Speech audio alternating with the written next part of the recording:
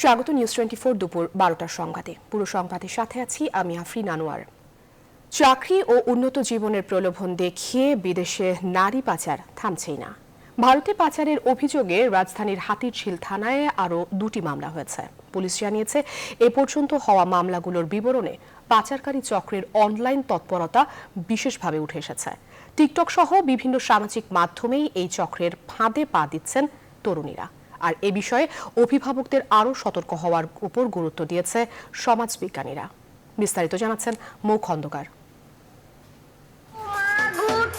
টিকটকের মাধ্যমে ঢাকার বাসিন্দা এই দুই বান্ধবীর পরিচয় হয় হৃদয় ওরফে টিকটক হৃদয়ের সাথে। পরে হৃদয় তাদের ভারতে চাকরির প্রলোভন দেখায়। করোনার কারণে পরিবারে আর্থিক অনটন থাকায় দুজনই তাতে রাজিও হয়। চলতি বছরের মার্চ মাসে তারা সাতক্ষীরা সীমান্ত দিয়ে ভারতে পাচারের শিকার হন। তাদের একজনকে ভারতের বেঙ্গালুরুতে আটকে রেখে জোরপূর্বক অনৈতিক কাজ করানোর চেষ্টা করে ভদন শোরুম ও তার সঙ্গীরা। আমরা বলি যে আমরা দেশে চলে যাব, তখন আমাদের অনেক মারধর করে। আমাকে, আমার আপুকে আর আমার ভাগ্নিকে তো কেরালায় পাঠিয়ে দিচ্ছে। আমার বান্ধবীকে প্রচুর ধরনের মারধর করে আর কিছু পিকচার তোলে। কিন্তু খারাপ কিছু করে না, কিন্তু পিকচার তোলে, কিছু নোংরা পিকচার তোলে মানে ব্ল্যাকমেল করার জন্য। সম্প্রতি ভারতের বেঙ্গালুরুতে যে তরুণীকে নির্যাতনের ভিডিও ভাইরাল হয়েছে, ওই মেয়েটি এদের দুজনকে পালাতে সহায়তা করে। ভারতে পাচার হয়েছিল আরেক তরুণীও।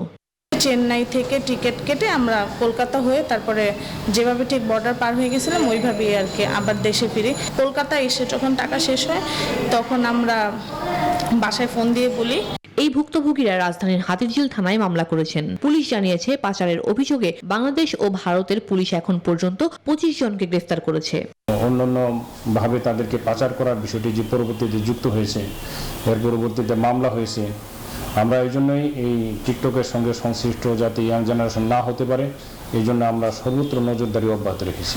এদিকে ভুক্তভোগীদের মামলার বিবরণে উঠে আসে এদের বেশিরভাগই অনলাইনে পাচারকারী চক্রের সাথে পরিচিত হয় এবং তাদের ফাঁদে পা দেয়। এই ব্যাপারে অভিভাবক সহ সবাইকে আরও সচেতন হওয়ার পরামর্শ সমাজবিজ্ঞানীদের। পরিবারকে আমাদের খুবই গুরুত্বপূর্ণ একটি প্রতিষ্ঠান, মূল একক। এখানে পরিবার টিকিয়ে রাখতে হলে ভালোবাসা হচ্ছে মূল বিষয়। আমার এখানে কোঅপারেশন থাকতে হবে, নেগোসিয়েশন থাকতে হবে। মৌ খন্দকার, নিউজ 24, ঢাকা। সীমান্তবর্তী জেলাগুলোতে করোনা সংক্রমণ এখন ঊর্ধ্বগতি। রাজশাহী মেডিকেল কলেজ হাসপাতালে করোনা ইউনিটে গেল 24 ঘন্টায় আরও 13 জনের মৃত্যু হয়েছে। আর এ নিয়ে গেল 21 দিনে এই হাসপাতালের করোনা ইউনিটে মারা গেল 216 জন। করোনা সংক্রমণ রোধে রাজশাহীতে গেল 11 জুন থেকে চলছে বিশেষ লকডাউন। তারপরও করোনা রোগীর সংখ্যাও বেড়েই চলেছে। কুষ্টিয়া জেলাব্যাপী 7 দিনের লকডাউন শুরু হয়েছে। লকডাউনের কারণে সব ধরনের গণপরিবহন, শিল্প প্রতিষ্ঠান, দোকানপাট, ব্যবসা প্রতিষ্ঠান বন্ধ রয়েছে। কার্যকর করতে সকাল থেকেই মাঠে রয়েছে পুলিশ। এ জেলার বিভিন্ন পয়েন্টে চেকপোস্ট বসিয়ে মানুষ এবং যানবাহনের চলাচল নিয়ন্ত্রণ করছেন তারা। গেল 24 ঘন্টায় 217 জনের নমুনা পরীক্ষা করে 83 জনের করোনা শনাক্ত হয়েছে। শনাক্তের হার 38.24%। এদিকে ফরিদপুরে আজ থেকে এক সপ্তাহের সর্বাত্মক লকডাউন শুরু হয়েছে। সকাল থেকে শহরের দোকান ও ব্যবসা প্রতিষ্ঠান বন্ধ থাকলেও পাড়া মহল্লার দোকানপাট খোলা রয়েছে। শহরের বিভিন্ন পয়েন্টে ব্যারিকেড দিয়ে যান চলাচল নিয়ন্ত্রণ করছে পুলিশ।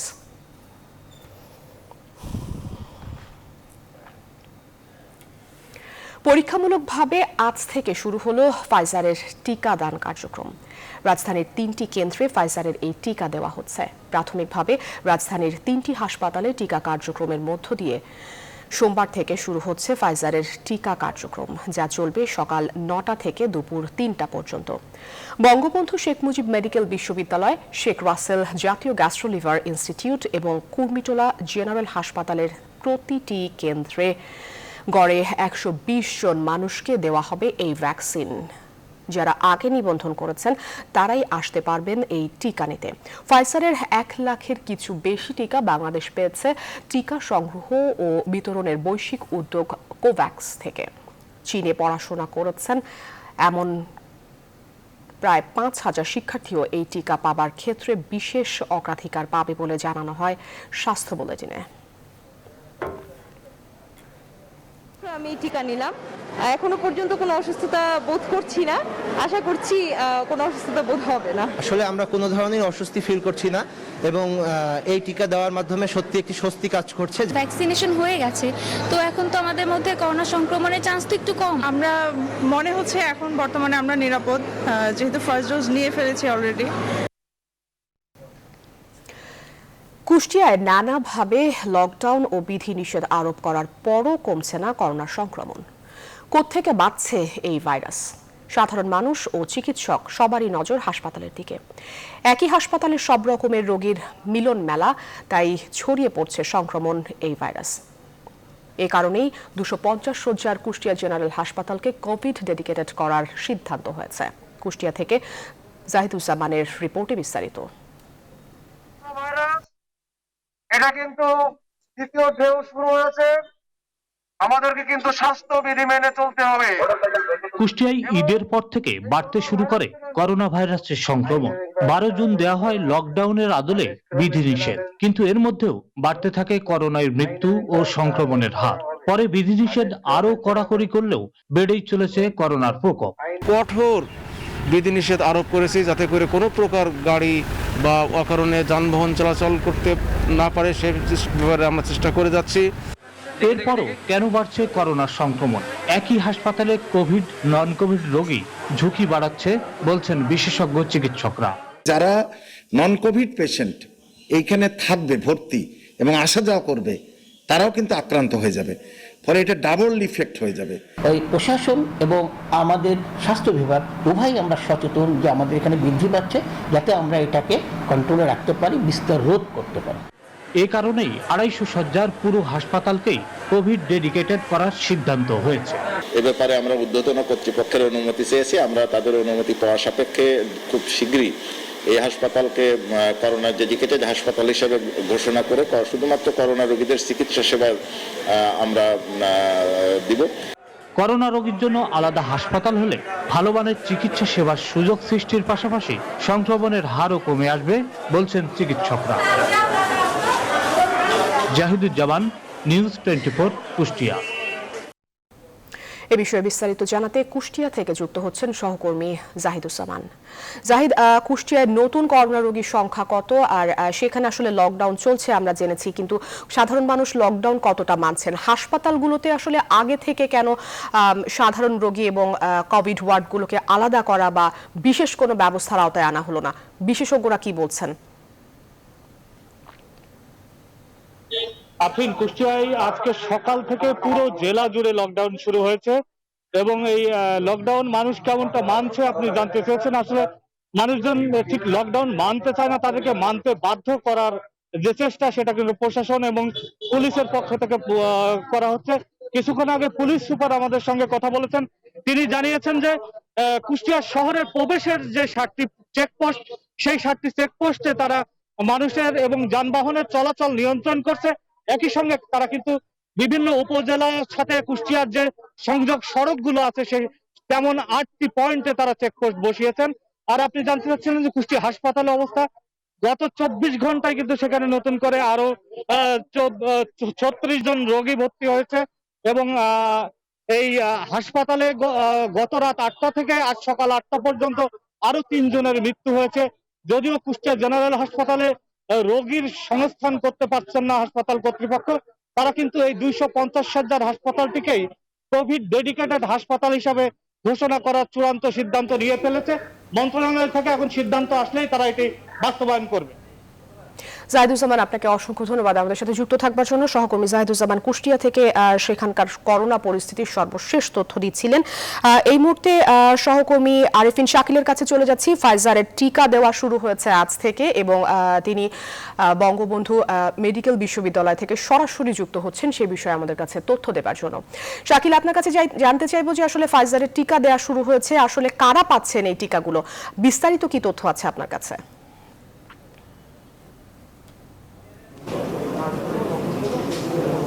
আফরিন, মূলত যারা এর আগে নিবন্ধন করেছিলেন মূলত তাদেরকে অগ্রাধিকারের ভিত্তিতে এই ফাইজারের টিকা দেওয়া হচ্ছে। রাজধানীর 3টি কেন্দ্র থেকে মূলত এখন পর্যন্ত দেওয়া হচ্ছে gastro liver, Sheikh Russel gastro liver hospital, সেই সঙ্গে কুর্মিটোলা জেনারেল হসপিটাল এবং সেই সঙ্গে এই বঙ্গবন্ধু শেখ মুজিবুর মেডিকেল বিশ্ববিদ্যালয়ের যে ভ্যাকসিনের যে বুথ রয়েছে সেই বুথ থেকে দেওয়া হচ্ছে। মূলত সকাল থেকে এই ফাইজারের টিকা দেওয়া শুরু হয়েছে। অনেক মানুষ এখানে এসেছেন এবং তারা যারা নিবন্ধন করেছিলেন, SMS পেয়েছিলেন, তাদেরকেই মূলত অগ্রাধিকারের ভিত্তিতে এই ফাইজারের টিকা দেওয়া হচ্ছে। যেহেতু ফাইজারের টিকা খুবই কম, সেক্ষেত্রে 1,06,000 মতো ফাইজারের টিকা এসেছিল, অর্থাৎ 50,000-এর মতো মানুষকে এই ফাইজারের টিকা দেওয়া সম্ভব হবে।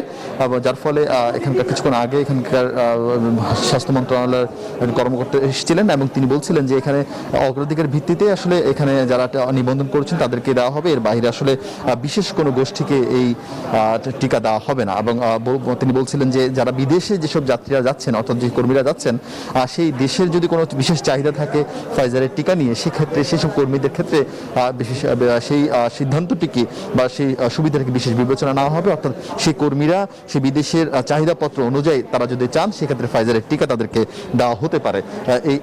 এই পর্যন্ত তিনি সেই সিদ্ধান্তের কথা জানিয়েছেন। এবং আজকে ফাইজার এখন পর্যন্ত যেহেতু মাত্র 50,000 মানুষকেই টিকা দেওয়া সম্ভব হবে, সম্ভবত 2 থেকে 3 দিনের বেশি আসলে এই ফাইজারের টিকা দেওয়া সম্ভব হবে না। সরকার মন্ত্রক পক্ষ থেকে বলা হচ্ছে যে সিনোফার্মের আরও বেশি টিকা আনার জন্য তারা জোর চেষ্টা চালাচ্ছেন। সেক্ষেত্রে হয়তোবা শিক্ষার্থী যারা রয়েছেন, আজকে মেডিকেলের শিক্ষার্থী দেওয়া হচ্ছে, ধাপে ধাপে অন্যান্য বিশ্ববিদ্যালয়, পাবলিক বিশ্ববিদ্যালয়ের শিক্ষার্থীদেরকে সেই আওতা নিয়ে আসা হবে। আফরিন। শাকিল, আপনাকে অসংখ্য ধন্যবাদ। আপনি সংবাদ সংগ্রহে থাকুন, আমরা পরবর্তীতে আবারও যুক্ত হব আপনার সাথে। সহকর্মী আরিফিন শাকিল বঙ্গবন্ধু মেডিকেল বিশ্ববিদ্যালয় থেকে ফাইজারের টিকাদান কর্মসূচির সর্বশেষ তথ্য জানাচ্ছিলেন আমাদের। করোনা ভাইরাস সংক্রমণের দ্বিতীয় ঢেউয়ের মধ্যে স্থানীয় সরকার পর্যায়ের জনপ্রতিনিধি নির্বাচন শুরু হয়েছে। একই সঙ্গে অনুষ্ঠিত হচ্ছে লক্ষ্মীপুর 2 আসনের উপনির্বাচনও। আজ প্রথম ধাপে 204 ইউনিয়ন পরিষদের পাশাপাশি 2 পৌরসভার ভোটও অনুষ্ঠিত হচ্ছে। সকাল 8টা থেকে শুরু হয়েছে ভোট গ্রহণ। বিকেল 4টা পর্যন্ত একটানা ভোট চলবে। এর মধ্যে সংসদীয় আসনের উপনির্বাচন এবং 2টি পৌরসভা ও 20 ইউপিতে ইভিএমে ভোট হচ্ছে। দলীয় প্রতীকের এই নির্বাচনে আওয়ামী লীগ, জাতীয় পার্টি, ইসলামী আন্দোলন বাংলাদেশ সহ কয়েকটি দল অংশ নিচ্ছে। বিএনপি অংশ না নেয় দলটির যারা প্রার্থী হয়েছেন তারা ভোটে লড়ছেন স্বতন্ত্র হিসেবে। অন্যদিকে কুয়েতে কারাদণ্ডপ্রাপ্ত কাজী শহীদ ইসলাম পাপুলের সংসদ সদস্য পদ শূন্য ঘোষণা করা হলে লক্ষ্মীপুর 2 আসনের উপনির্বাচন অনুষ্ঠিত হচ্ছে। এই আসনে আওয়ামী লীগের নুরুদ্দিন চৌধুরী নয়ন এবং জাতীয় পার্টির শেখ মোহাম্মদ ফাইজ উল্লাহ শিপন প্রতিদ্বন্দ্বিতা করছেন। এদিকে বরিশাল জেলার 9টি উপজেলায় প্রথম দফায় ভোট হচ্ছে 50টি ইউনিয়নে। এর মধ্যে 14টি ইউনিয়নে আওয়ামী লীগের প্রার্থীরা বিনা প্রতিদ্বন্দ্বিতায় চেয়ারম্যান নির্বাচিত হয়েছেন। এই 14টি ইউনিয়নে শুধুমাত্র সদস্য পদে ও অপর 36টি ইউনিয়নে ভোট হচ্ছে চেয়ারম্যান এবং সংসদ পদে, চেয়ারম্যান এবং সদস্য পদে। কাজিরহাট ইউনিয়নের প্যাদারহাট ওয়াহেদিয়া মাধ্যমিক বিদ্যালয় কেন্দ্রে 2 প্রার্থীর সমর্থকদের সংঘর্ষে আহত হয়েছে 5 জন।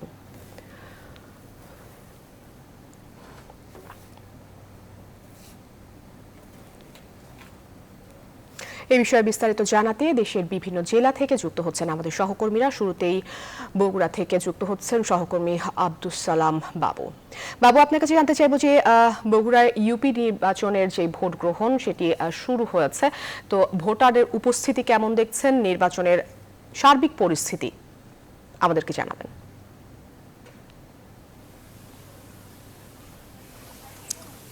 আফরিন, আপনাকে ধন্যবাদ। বগুড়া জেলার দুপচাঁচি উপজেলার তালোড়া ইউনিয়ন পরিষদের নির্বাচন সকাল 8টা থেকে শুরু হয়েছে। বিকেল 4টা পর্যন্ত বিরতিহীনভাবে এই ভোট গ্রহণ হবে। এখানে 10,960 জন ভোটার তাদের ভোটাধিকার প্রয়োগ করবেন। সকাল থেকে ভোটারদের উপস্থিতি ছিল এই কেন্দ্রে, তবে দুপুরবেলা হওয়ার কারণে ভোটারদের উপস্থিতি একটু কম। ইতিমধ্যে আমরা যে কেন্দ্রে রয়েছি এখানে 1116 জন ভোটারের মধ্যে 39% ভোটার তাদের ভোটাধিকার প্রয়োগ করেছেন বলে জানিয়েছেন। আপনি জানেন যে বিএনপির প্রার্থীরা এই নির্বাচনে অংশ নিচ্ছে না, তবে আওয়ামী লীগ এবং জাতীয় পার্টি ও ইসলামী স্বাধীনতা আন্দোলন সহ 6টি রাজনৈতিক দলের প্রার্থীরা এখানে চেয়ারম্যান পদে প্রতিদ্বন্দ্বিতা করছেন। পাশাপাশি এই নির্বাচন সুষ্ঠু এবং অবাধ নিরপেক্ষভাবে অনুষ্ঠানের জন্য জেলা প্রশাসন, নির্বাচন সংশ্লিষ্টরা, উপজেলা নির্বাহী কর্মকর্তা এবং যারা উপজেলা থানা নির্বাহী কর্মকর্তা যারা রয়েছেন তারা দারুণ প্রস্তুতি গ্রহণ করেছেন। এখানে জেলা শহর থেকে 3 জন নির্বাহী ম্যাজিস্ট্রেট রয়েছে, প্রত্যেকটা কেন্দ্রে তারা টহল দিচ্ছে, পুলিশের ব্যাপক উপস্থিতি রয়েছে, এছাড়া র্যাব সদস্যরাও টহল দিচ্ছে এই বিভিন্ন কেন্দ্রগুলোতে। আমরা এখানে কথা বলেছি প্রিজাইডিং অফিসারের সাথে, তারা জানিয়েছেন যে সুষ্ঠু এবং নিরপেক্ষ অবাধ নির্বাচনের জন্য তারা সকাল থেকেই কাজ করছেন এবং সকাল থেকে ভোটাররা উৎসবমুখর পরিবেশে এখানে ভোট প্রদান করছেন। দুপুর হওয়ার কারণে ভোটার উপস্থিতি কম, তবে বিকেল থেকে ভোটার উপস্থিতি আরও বাড়তে পারে বলে তারা আমাদেরকে জানিয়েছেন। বগুড়া জেলার তালোড়া ইউনিয়নের এই নির্বাচন বিকেল 4টার পরে জানা যাবে কে হবেন বিজয়ী আর কত % ভোট পড়লো। এই ছিল বগুড়া তালোড়া থেকে সর্বশেষ। ফিরে যাচ্ছি স্টুডিওতে আপনার কাছে। আফরিন, আপনাকে অসংখ্য ধন্যবাদ বাবু আমাদের সংবাদ দেওয়ার জন্য। সহকর্মী সঞ্জয় কুমার দাসের কাছে চলে যাব, তিনি পটুয়াখালী থেকে আমাদের সাথে যুক্ত হচ্ছেন। সঞ্জয়, আপনার কাছে জানতে চাইবো যে যেহেতু আসলে ইউপি নির্বাচন শুরু হয়েছে, তো আপনি যেখানে আছেন সেই জায়গায় নির্বাচনের সর্বশেষ কি তথ্য আছে, ভোটার উপস্থিতি কেমন এবং সেই সাথে নিরাপত্তা ব্যবস্থা কেমন দেখছেন?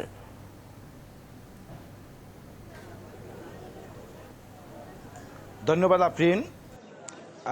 সকাল থেকে আসলে ভোট গ্রহণ সুষ্ঠু পরিবেশেই শুরু হয়েছিল, কিন্তু বেলা 11টার দিকে আমাদের কাছে যে তথ্য আছে সেটা হলো বেলা 11টার দিকে বাউফল উপজেলার কেশবপুর ইউনিয়নের 5 নম্বর কেন্দ্রে, যেখানে নৌকা প্রতীক আলাউদ্দিন টিটুর বাড়ির কাছে যে সেন্টার, ওই সেন্টারে স্বতন্ত্র প্রার্থী চশমা প্রতীকের সমর্থকদের উপর হামলা চালিয়েছে। সেই হামলায় পাঁচজনকে কুপিয়ে আহত করা হয়েছে।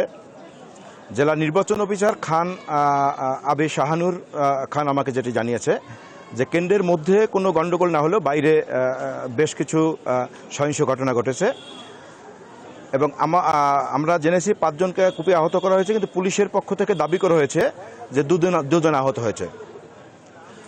তো পটুয়াখালী জেলার 19টি ইউনিয়নে নির্বাচন হচ্ছে, ইউনিয়ন পরিষদের নির্বাচন হচ্ছে। আমি এখন আছি দুমকি উপজেলার আঙ্গারিয়ার উত্তর চরগলবদি সরকারি প্রাথমিক বিদ্যালয়ে। এখানে 30% ভোট প্রদান করেছে ভোটাররা। তো এই ছিল সর্বশেষ আমার কাছে। আমি ফিরে যাচ্ছি স্টুডিওতে। আফরিন। সঞ্জয়, ধন্যবাদ আপনাকে সংবাদের জন্য। সহকর্মী সঞ্জয় কুমার দাস তিনি ইউপি নির্বাচনের সর্বশেষ তথ্য জানাচ্ছিলেন পটুয়াখালী থেকে। যাত্রী আছে কিন্তু ছাউনি নেই, আবার ছাউনি আছে কিন্তু যাত্রীদের বসার সুযোগ নেই, আবার যেখানে যাত্রী ছাউনি প্রয়োজন সেখানে নেই কোনো ছাউনি।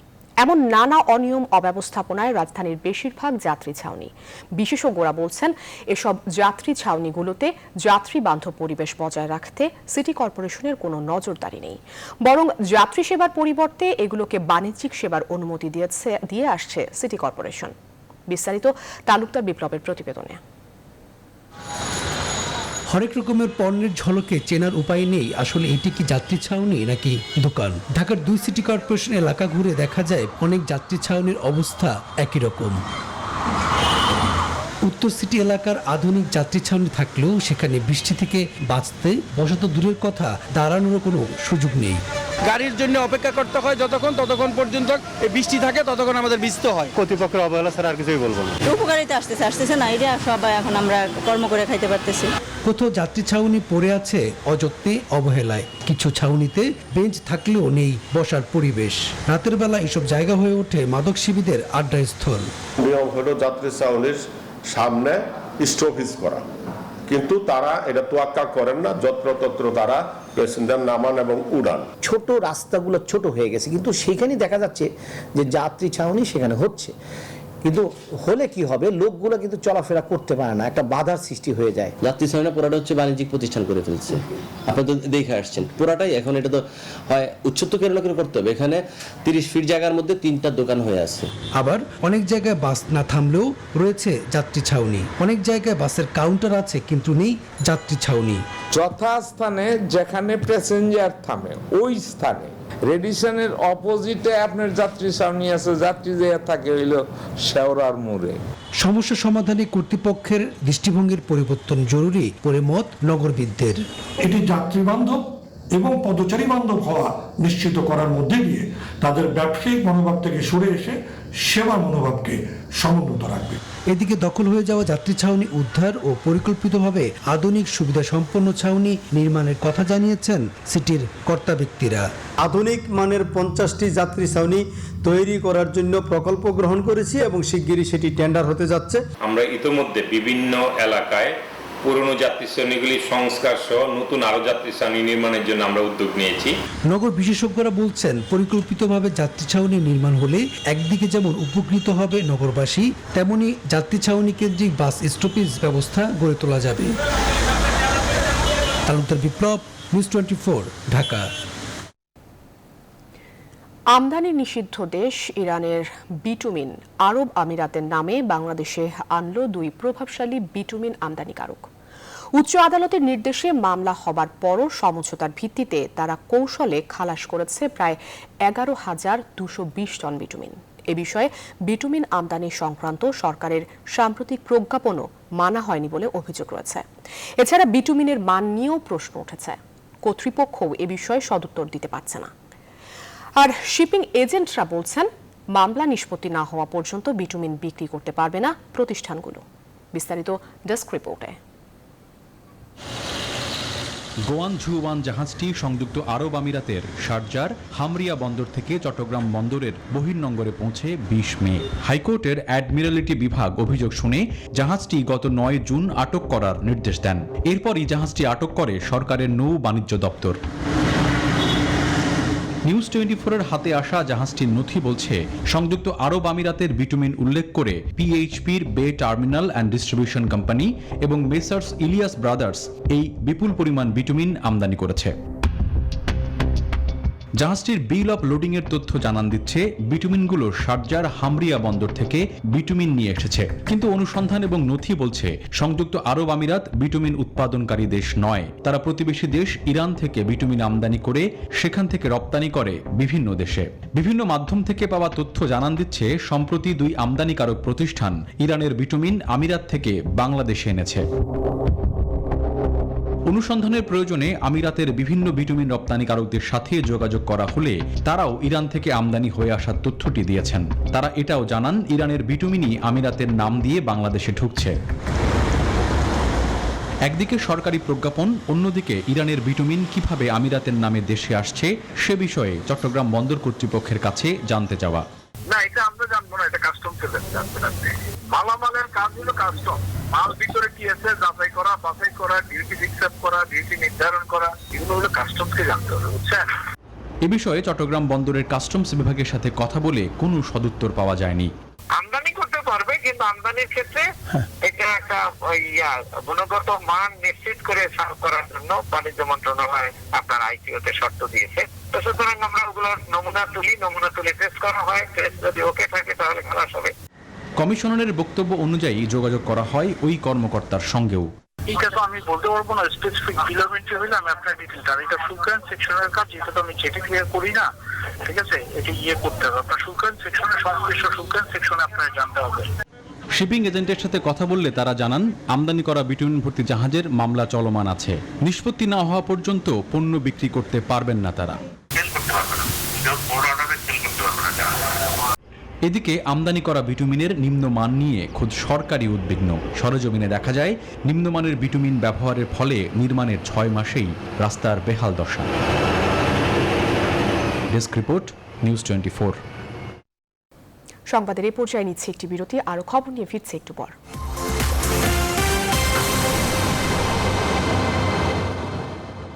বিরতির পর আবারও স্বাগত, দেখছেন নিউজ 24 সংবাদ।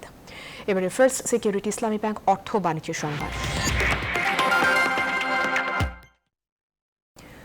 2016 সালে বাংলাদেশের কেন্দ্রীয় ব্যাংকের অর্থ চুরিতে উত্তর কোরিয়ার হ্যাকাররা জড়িত ছিল।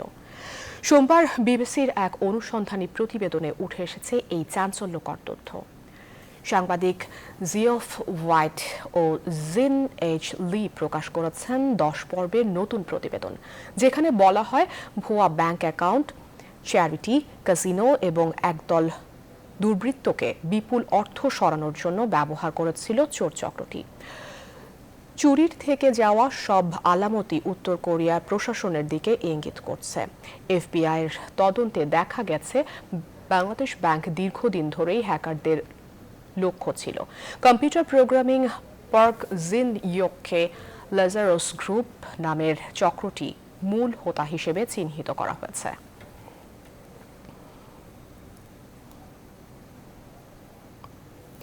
করোনা মহামারীর প্রভাবে কিছুটা কমেছে অর্থ পাচারের প্রবণতা।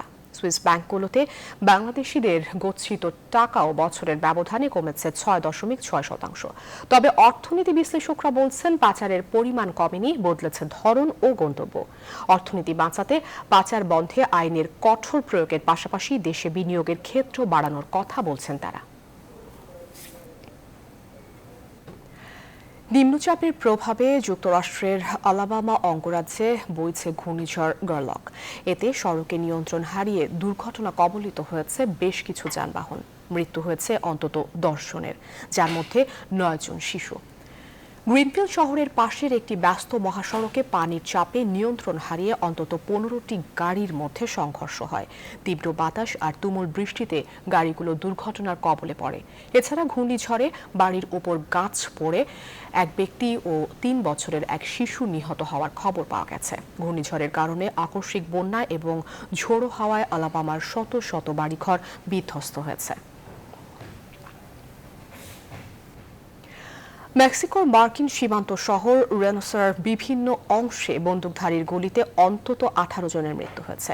রোববার দেশটির নিরাপত্তা বাহিনী জানিয়েছে কয়েকজন বন্দুকধারীর একটি গ্রুপ এই হামলা চালায়। এ ঘটনায় জড়িত সন্দেহে একজনকে আটক এবং 3টি ট্রাক জব্দ করা হয়েছে। রেনোসা শহরের নিয়ন্ত্রণ নিয়ে স্থানীয় কয়েকটি মাদক চোরা কারবারি চক্র গেল কয়েক বছর ধরে লড়াই করে আসছে। তবে এই হামলার উদ্দেশ্য এবং কারা এই হামলা চালিয়েছে তা এখনো জানা যায়নি। রাজধানী সহ সারা দেশে বেশ কয়েকটি সিনেপ্লেক্স তৈরি হলেও বর্তমান বাস্তবতায় একটিতেও হয়নি কোনো সিনেমা প্রদর্শন। সরকার চলচ্চিত্রকে শিল্প হিসেবে ঘোষণা দিলেও এসব সিনেপ্লেক্স নির্মাণে সংশ্লিষ্টরা কেউই পাননি শিল্পের কোনো সুবিধা। তারা বলছেন গত বছর 1000 কোটি টাকার বিশেষ ঋণ তহবিল ঘোষণার কিছুটা স্বস্তি মেলালেও এখনো তা দেখেনি আলোর মুখ। আর এমন বাস্তবতায় সিনেমা হল বাঁচাতে প্রয়োজনে ভারত থেকে ভালো মানের ছবি আমদানির দাবি তাদের।